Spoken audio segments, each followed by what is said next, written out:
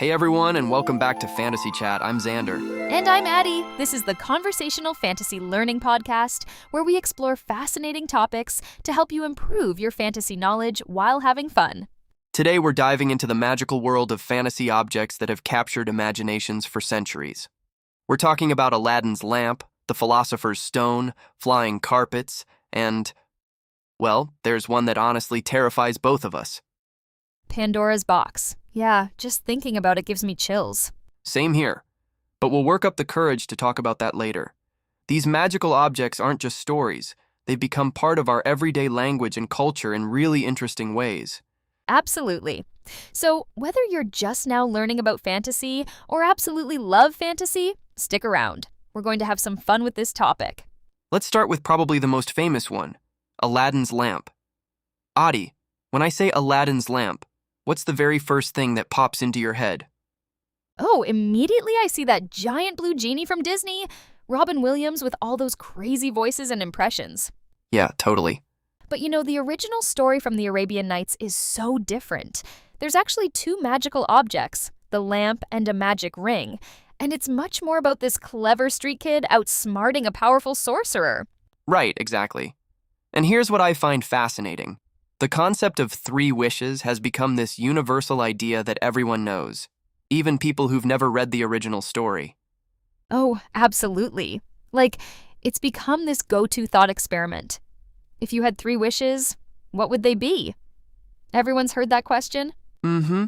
And it shows up everywhere in modern culture. Companies use it in advertising. Your wish is our command. We'll make your dreams come true. Customer service departments love that language. Yeah, exactly. And there's something so appealing about the idea of instant solutions to all your problems, right? But then there's always the catch. In almost every story, the wishes go wrong somehow. There's always a twist or a price to pay. Right, be careful what you wish for. That's another phrase that comes directly from these stories. Now, what about flying carpets? That's another one that's everywhere. Flying carpets are so interesting because they appear in folklore from all over the world, not just Middle Eastern stories. You find them in Persian tales, Indian mythology, even some European fairy tales. Yeah, and I think there's something so universally appealing about the idea of just floating away from everything, literally rising above your problems. Oh, absolutely. It's the ultimate escape fantasy. And you hear that in everyday language now. I wish I could just fly away from all this stress. Exactly. Plus, we have the expression magic carpet ride for any amazing smooth experience, like a great vacation or even a really good song. True. And there's something so appealing about that freedom. No roads, no traffic, no limitations, just pure flight. Right. Now the Philosopher's stone. That's a completely different kind of magical object, isn't it? Oh yeah, this one's fascinating because it's rooted in actual history.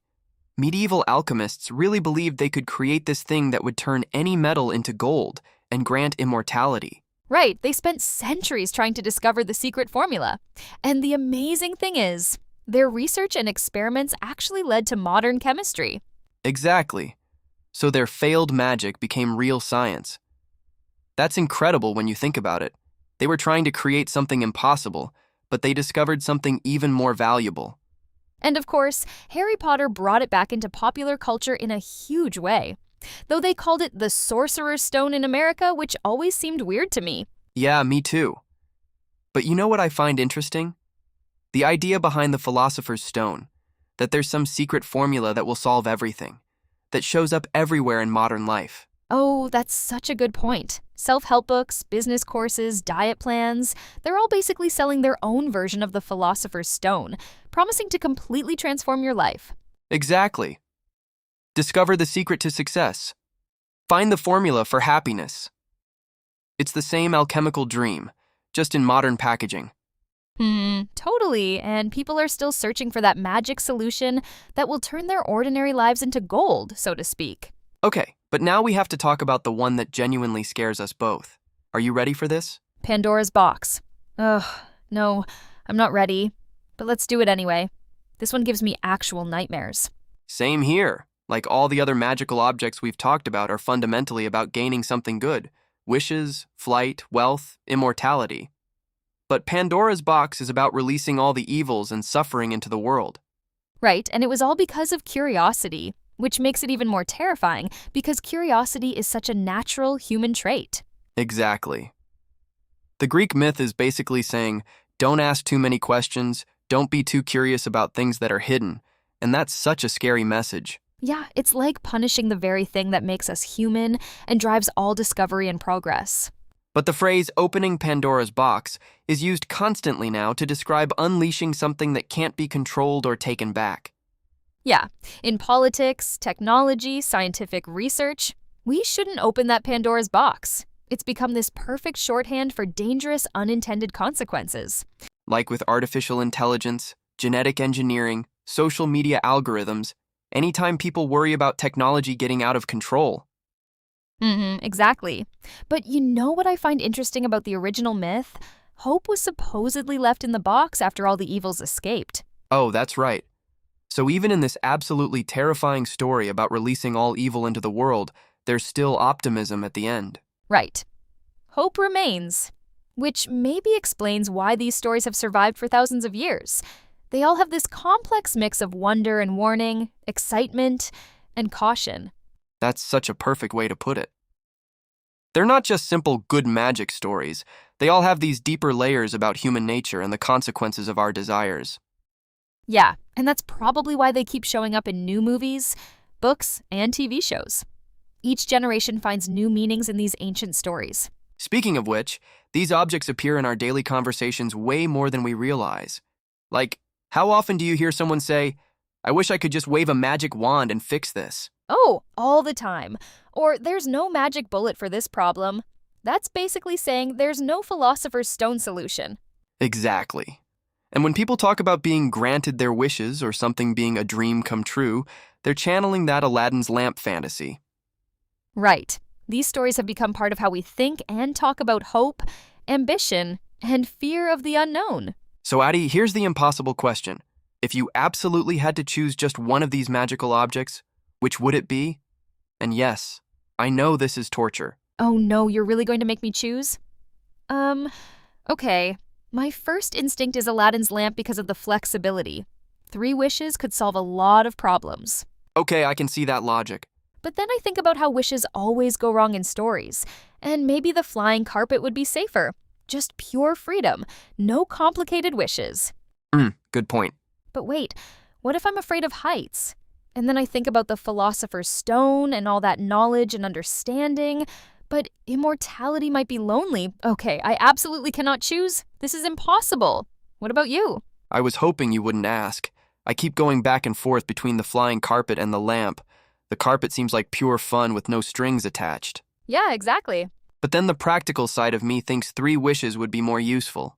But then I remember every fairy tale where wishes go horribly wrong, and I'm back to the carpet. But what if it crashes? See? This is why these stories are so enduring. We're absolutely terrible at making decisions.